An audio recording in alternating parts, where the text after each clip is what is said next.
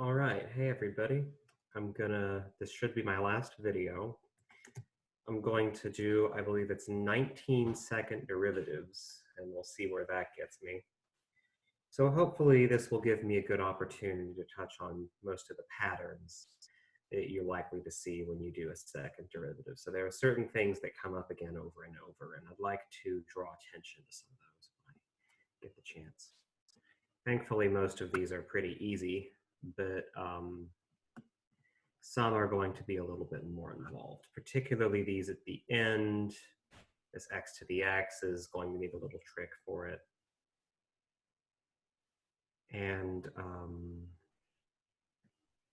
actually, I might save myself a little bit of time and just do this polynomial one, because if you can do this polynomial one, then you can do all the others. So 4x cubed minus x squared plus 5x plus 8. Yes. Okay. So all I have to do for a second derivative is take the derivative once. So in this case, I'm just going to use power rule. The powers come down and they decrease by 1. This is going to be 3 times 4x squared, so 12x squared, minus 2x plus 5, and the 8 goes away. And now I'm going to take a second derivative, and that's going to give me 24x minus 2.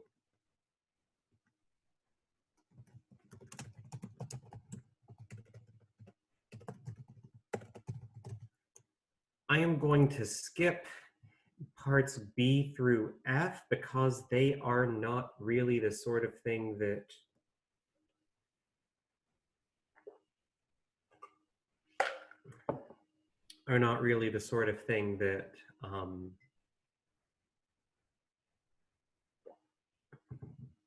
is going to serve you by maybe taking 10 minutes to go through all these. So I'm going to jump straight to G. And I'm going to say f of x equals sine of 3x, I believe. Yes, good.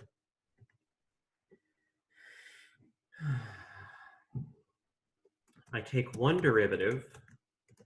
This one is thankfully pretty nice because the only thing that makes it different from something that we have an explicit rule for is that 3.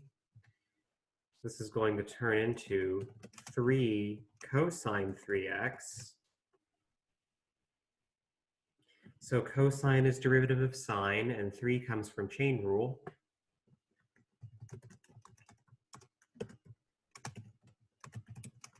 And then if I differentiate again, the 3 is going to stay there.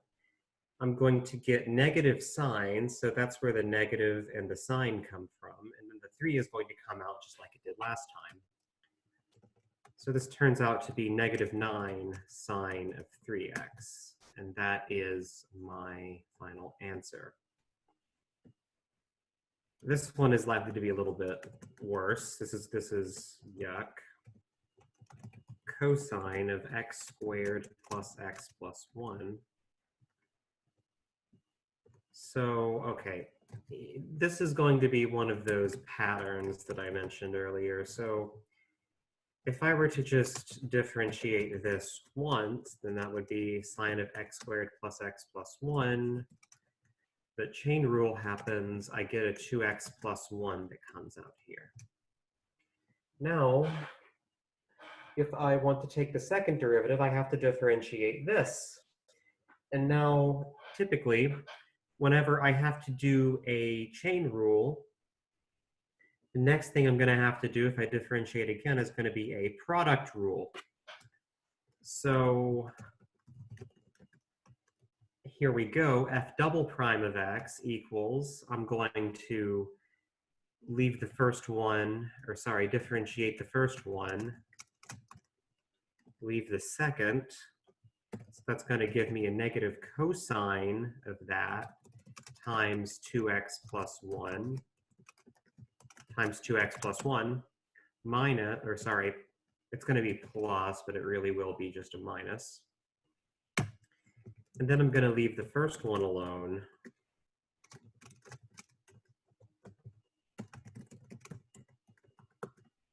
And differentiate the second. So there really is not a great deal of point to simplifying this further. This is a perfectly good final. Wait a minute. That should just be 2. I'm sorry. My bad. Okay, now that looks better. So I don't see a lot of point to simplifying this. I'm not going to have any sine squared plus cosine squared action. I'm not going to have anything else. This doesn't get any better, really. So this would be a perfectly acceptable form to leave it in. And so that's a common pattern that I want to point out. Chain rule followed by product rule. That's going to happen a lot. Okay, next up I've got tangent of 3 over x. So this is not the greatest thing, but let me go ahead, save myself some time here, and write this as 3x to the minus 1. Then that's going to be, let's see here. First of all, I get secant squared times 3x to the minus 1 times the derivative of the inside, which gives me negative 3x to the minus 2. And so now I have to differentiate this. If I wanted to do that, I certainly could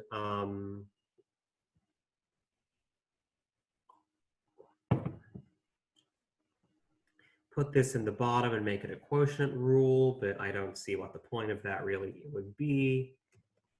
I think it's just easier to stick to using product rule here since we've got this in this form already. Quotient rule would work though. So, okay, here comes a product rule. I'm going to differentiate the first, leave the second alone. So, okay, whenever I do a chain rule that's like a multiple chain rule, so in this case, I've got a few functions nested here. The thing I try to remember is I'm always going to start on the very outside, so I'm going to look for what's being done to this function last. In this case, that's the square. And then I'm going to work my way inwards until I just get to the x. So I'm going to differentiate the squared part of secant squared. But then I have to multiply by the derivative of secant, which is secant times tangent.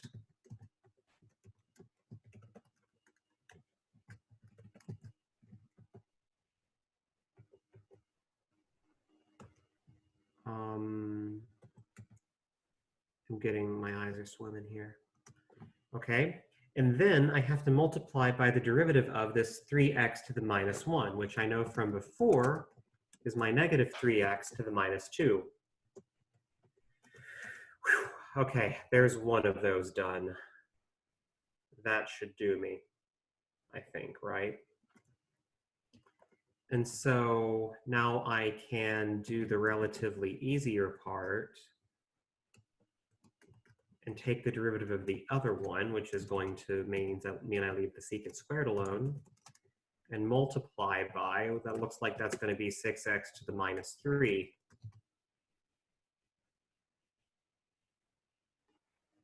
Okay, I suppose if you really wanted to, I certainly have a secant squared sitting here, so I could factor that out.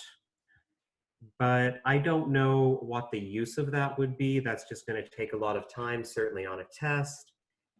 This is a perfectly acceptable answer. Are there things you could factor out of it? Sure, but not being fully simplified doesn't mean that it's any less correct. So, okay, I am at I. That means I have about 10 of these left.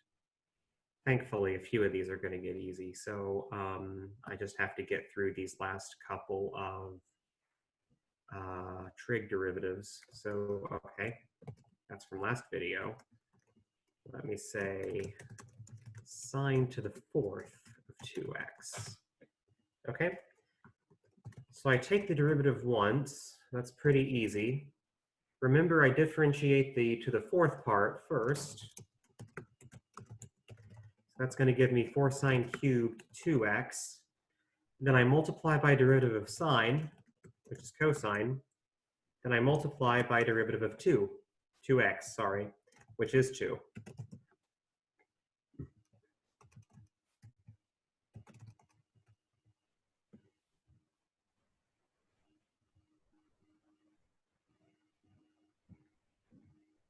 And so if I do want to clean the first derivative up just so I know what I'm working with here. But the second derivative doesn't have to be so bad. So that should be 8 sine cubed times cosine.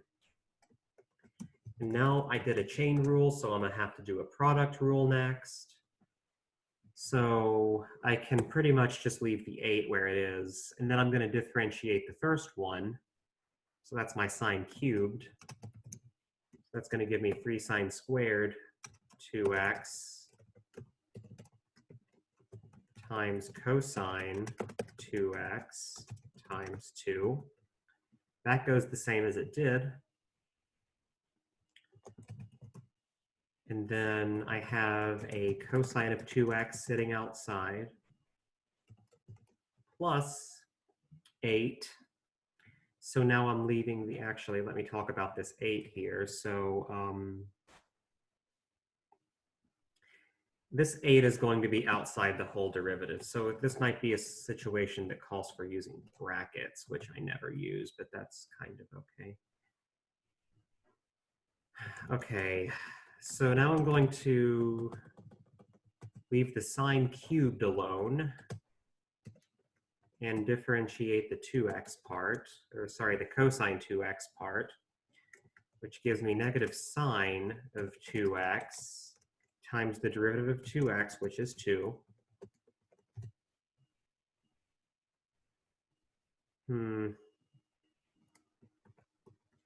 And so I might want to simplify this one a little bit. Again, you do not have to, but I don't know. I kind of feel like I want to do this one like that. So you just do what you feel. So this is going to be 16. So I'm pulling the 2 out of both terms here. That's going to factor out. And then I'm going to have 3 sine squared 2x cosine squared 2x minus sine to the fourth 2x.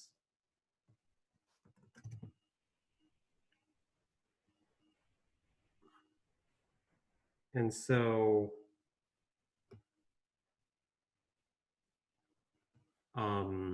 yeah, I could do a few more things here. I could pull out a sine x, and then I could get a cosine cosine squared minus sine squared, which is a double angle formula. So I can make a cosine of 4x, but I don't know what the point would be. Let's push onwards. I think this one is maybe going to be the worst. Cosine cubed of x over x plus 1.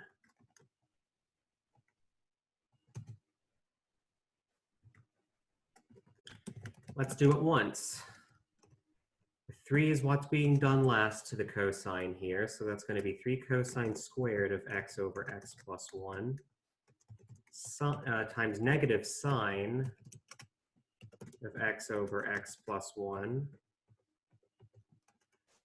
times, and this is the doozy, derivative of x over x plus 1.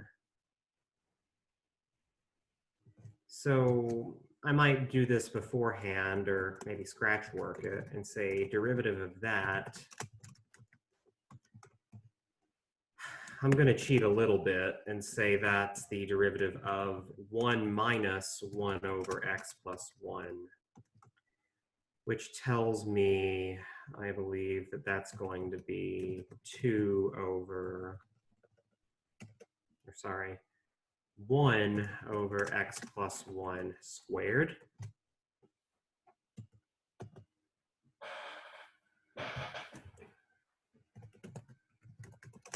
And so I can append that out here.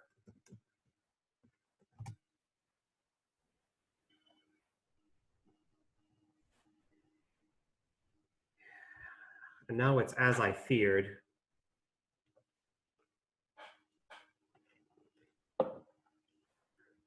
We have 3 things sitting in the product rule here.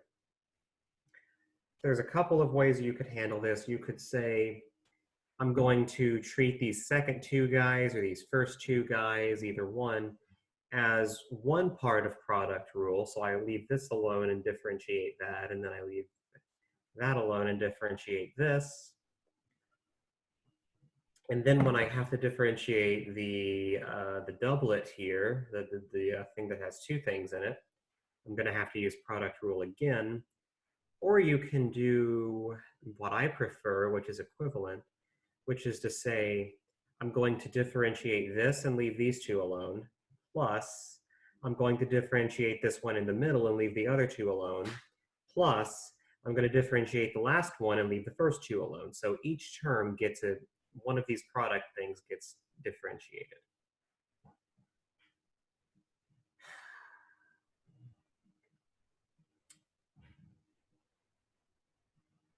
I really don't want to do this, but I love you, so I will. So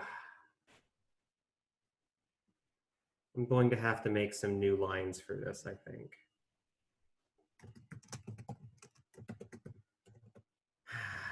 So let's focus on this first term here. I want to differentiate just this part and then multiply it by the other 2. So this is going to be 3 times 2 cosine of x times x plus 1 times a negative sine of x over x plus 1 .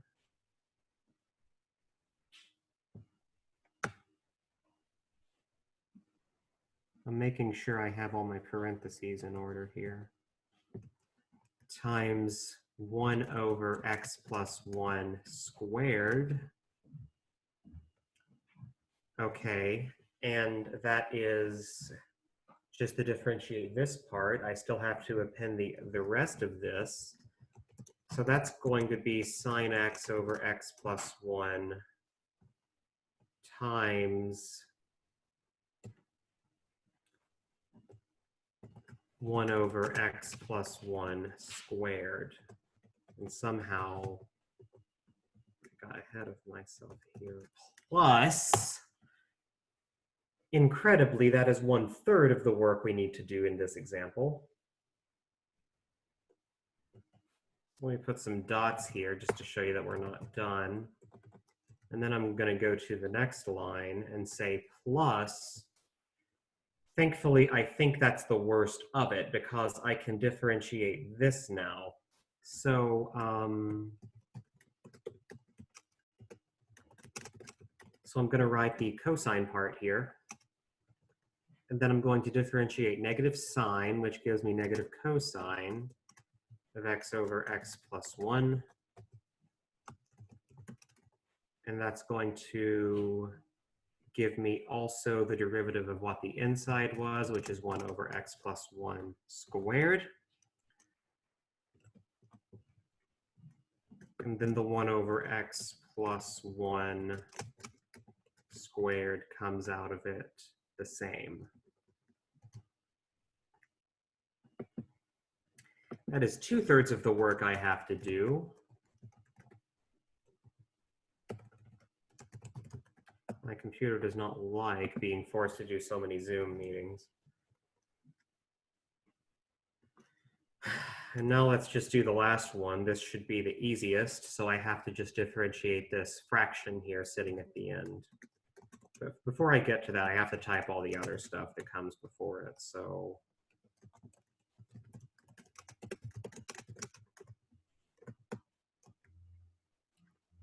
So I believe that's going to give me -2 over x plus 1 cubed.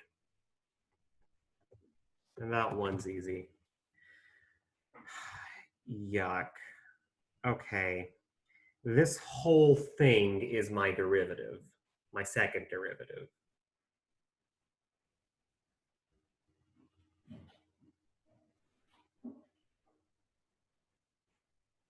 Enough said, I think, because that's pretty bad. I would simplify this, but I don't want to be here until 2 o'clock. It's 1:30 right now. I don't want to be here until 2 o'clock. So let me just move smoothly on here. I think it should be all downhill from here. I think that was the worst one. So let's do tangent cosine x. See where this one takes us. So this is going to be, if I take one derivative, that's going to be secant squared. And then I'll have negative sine x from the derivative of cosine x. Okay, that's okay. So now I did a chain rule, so I have to do a product rule next. So that means I have to differentiate this one first, and that's kind of yucky. So let's see here. I'm going to differentiate the squared part first. That's going to give me 2 secant of cosine of x times derivative of what was on the inside, which is going to be secant of cosine x tangent of cosine x. Importantly, we can't forget now the derivative of cosine, which is, of course, a negative sine x again. And I have a negative sine x sitting out there from the first time I did this.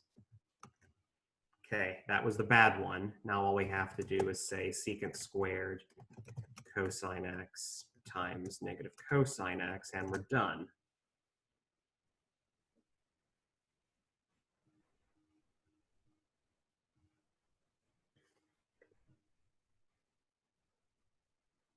Oh, God.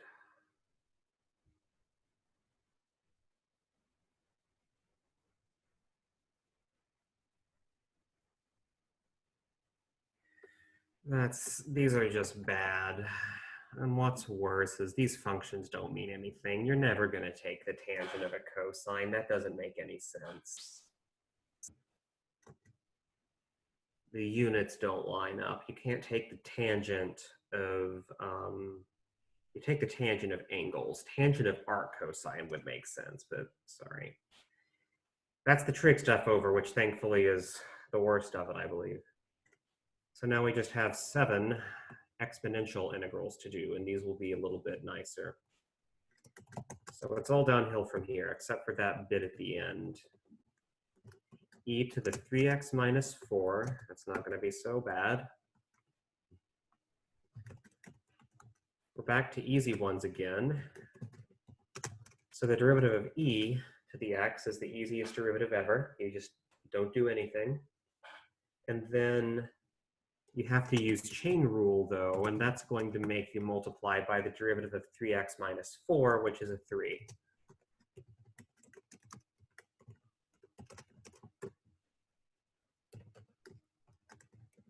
And so if I take the derivative again, I just do that again. And so I'm going to end up with 9 times whatever I started with.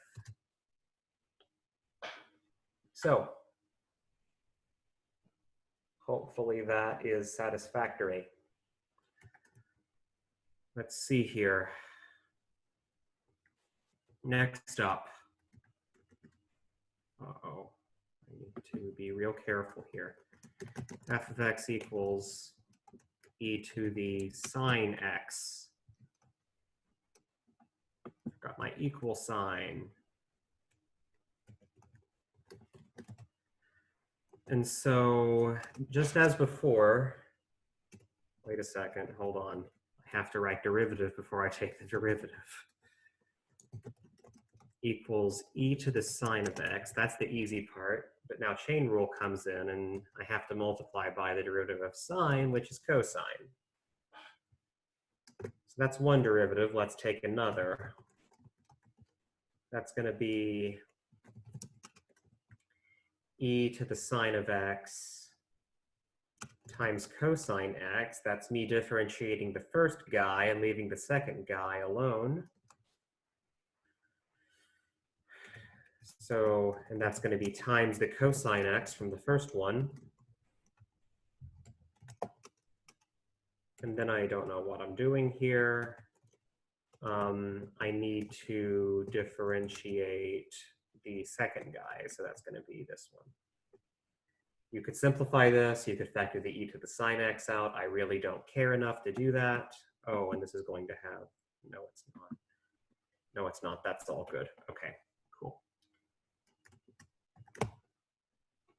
Now we start doing some ones that I like a little bit better. So 3 to the x. This one has a little trick. So, and once you see the trick, it's going to go about as easy as this one up here did. So here it is. I need to say e to the ln of 3 to the x. So I hope we agree, me and you, that e to the ln of 3 is just 3. So I'm replacing 3 by that. Why am I doing this? Because then I can say that that's equal to e to the x times ln of 3. And I'm writing this a little bit weird, but ln of 3 is just a constant that comes out next to the x here. And so I have the e to the x to the something in place here. So now I can proceed like I did with this one.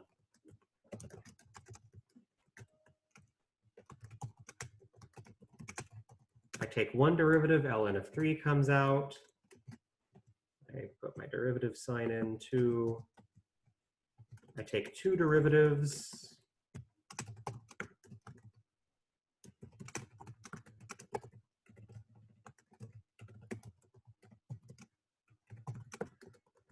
I get 2 of those. And now this is a perfectly okay way to leave it, in my opinion.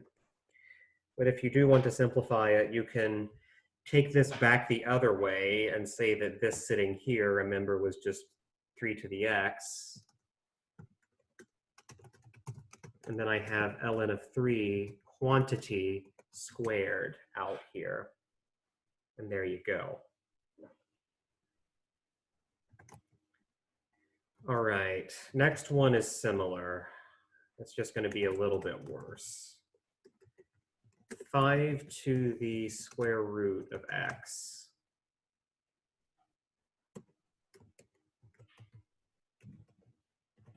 And so if I do the same trick here, that's going to be e to the natural log of 5 to the power of square root of x. And so that's going to give me e to the square root of x times log of 5. Oh, God. And so the only thing that's different now is I'm going to get a chain rule and then a product rule because of the square root of x sitting here. So let's take one derivative. It's going to be e square root of x log 5 times, let's see, the derivative of square root of x times log 5, which I believe is going to be log of 5. My computer can keep up with Zoom here. Log of 5 over 2 square root of x. So x to the minus 1/2 turns into 1/2 times x. Sorry, x to the 1/2, I take the derivative, that gives me 1/2 x to the minus 1/2. So there you go. That's actually not too bad because this looks worse than it is.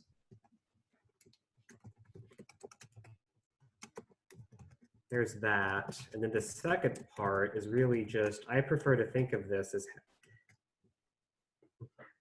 1/2 log of 5 times x to the minus 1/2. That's going to make the next thing I have to do a little bit easier. So, okay. So first thing I have to do is take the derivative of, oh boy, this first guy here, leave the second guy alone. I already know that the derivative of this first guy, this is why I differentiated in the first place, so that's going to be this whole thing here. So that's going to be e to the square root of x log 5 times log 5 over 2 x to the negative 1/2. I'm going hoarse, but that's okay. And then I have the ln of 5 over 2x to the minus 1/2 from when I did this the first time. So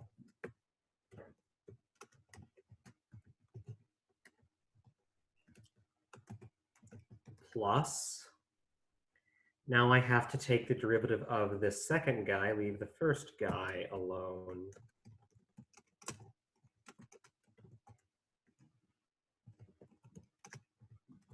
Do you know what I'm thinking of right now? I'm thinking of pirating one of the, I wonder if I could get a copy, maybe a hard copy of Pokemon Platinum and play it on my boyfriend's DS. That would be. You know what I'd really like to do? Something that I always wanted to do as a kid was build an entire Pokedex. For everything from Gen 1 through 3, because Gen 3 was my first gen. So maybe I will achieve that childhood dream with an emulator. Or maybe I can just buy, I wonder what Game Boy SPs are going for these days. I could probably get 2 of them on the cheap. And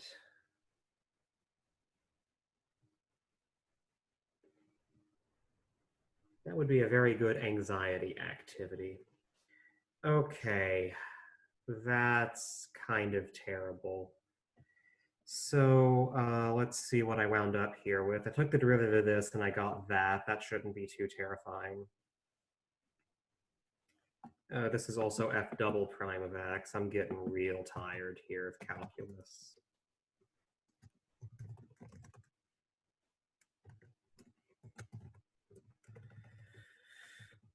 So I might simplify this a little bit. I might take this exponential here and turn it back into what it was. So that's going to give me f double prime of x equals 5 to the square root x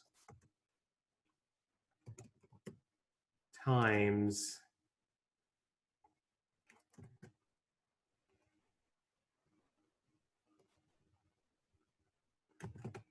I'm just going to simplify this a little bit in my head. ln 5 squared over 4 for x even, because I've got a negative 1/2 times a 1/2, that becomes a negative 1, so that goes into the bottom. Plus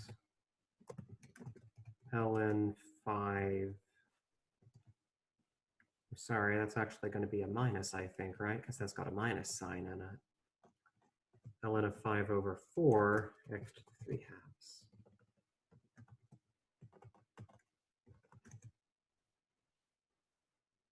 Oh, God. So could I factor more out of this? Absolutely, but it would just be more window dressings, and I want to move on.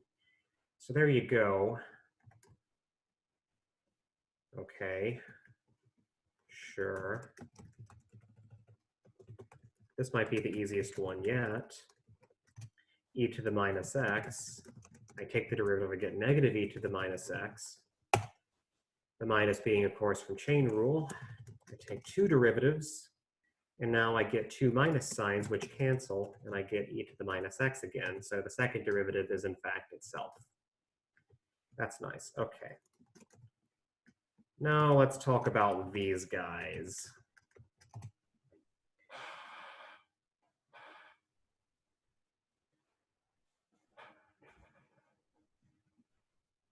So, okay.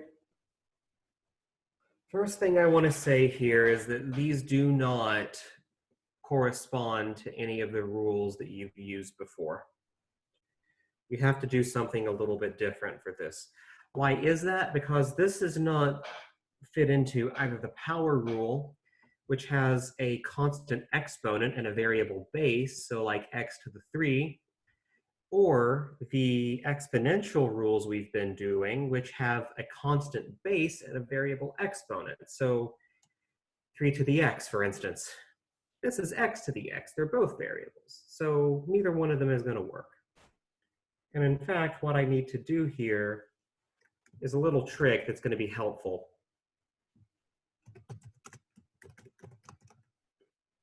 For some other things as well. You can use this in lots of other places. And that trick is called take the log.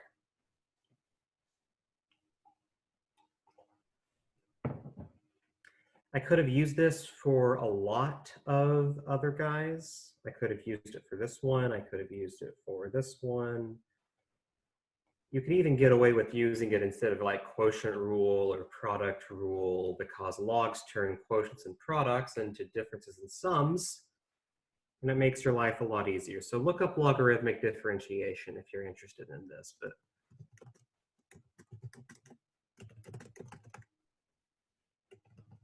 And so now I'm going to take the derivative of both sides,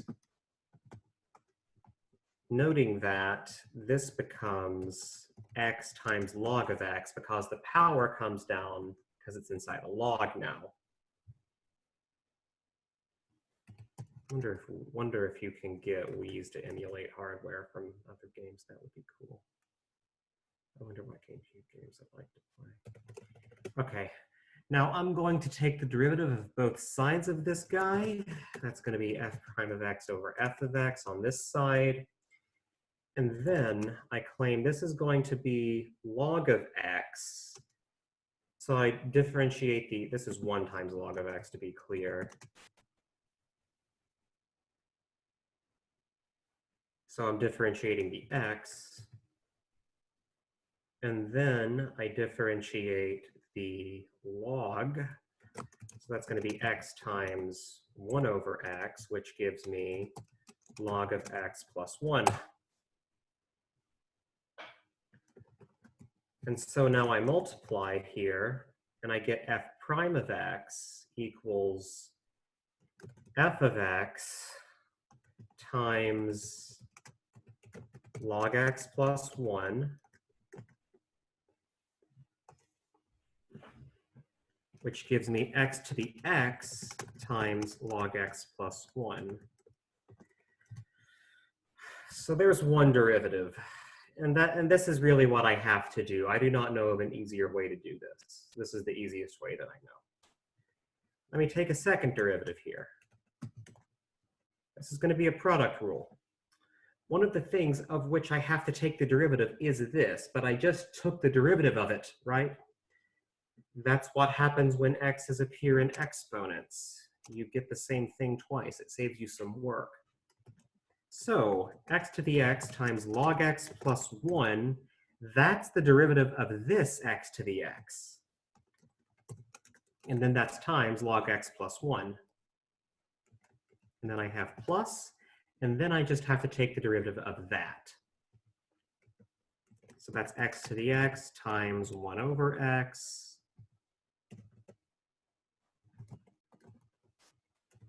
Oh my God, my computer cannot take this much zoom. I'm going to burn my poor circuits out. And so that is a perfectly acceptable way to leave it. I'm going to choose to simplify it a little bit more. That's going to be x to the x times log x plus 1 squared plus x to the x times x to the minus 1 is x to the x minus 1. So there you go. That should be everything.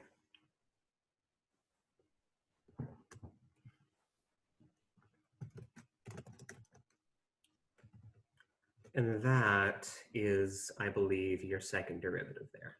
So the log trick is very, very useful. You can use it with limits too. But this is one of the cases where you kind of have to use it. So let's try it again with this second guy here. It's going to follow the same strategy. This is x squared plus 1 to the x. I'm going to start just like I did before. I'm going to say log of f of x equals log of x squared plus 1 to the x, which is x log of x squared plus 1. And then if I differentiate both sides, on this side I get f prime of x over f of x. And on the right-hand side, I'm going to get log of x squared plus 1 plus x times 2x, that's the derivative, over x squared plus 1. So that's what happens when I differentiate a log, right?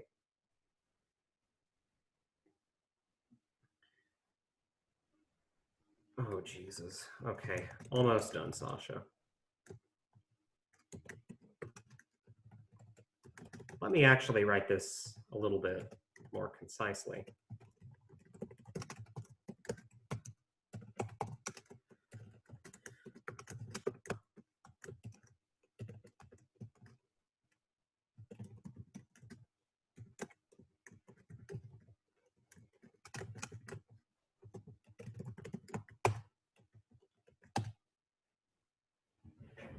So there you go. I have to differentiate this now. One of the things I took the derivative of it, one of the things I have to differentiate for product rule is the thing that I just differentiated. So that's not going to be too bad. In fact, let me just say maybe f prime of x times this guy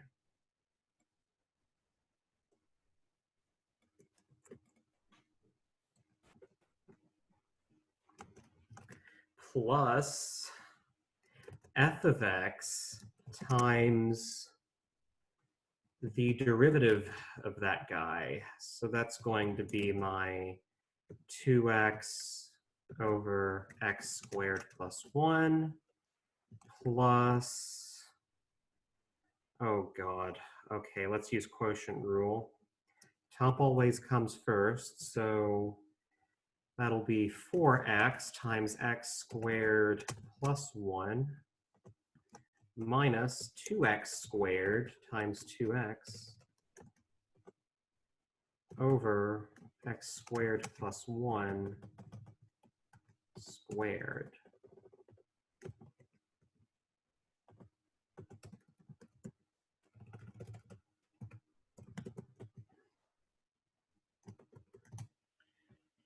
All right.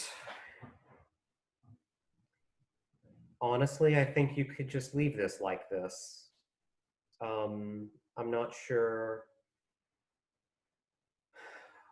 what the point would be, and also I am completely exhausted from doing so much calculus, which is never something I thought I would ever say, but I've done all that just today since like noon. So I'm gonna say I've got everything now. So, good luck on your final. Your non-binary, we call parents Rennies sometimes. Your Rennie loves you very much. And if you ever need anything, you know how to contact me. And I love you, and I will hopefully see you next semester. Good luck on your final.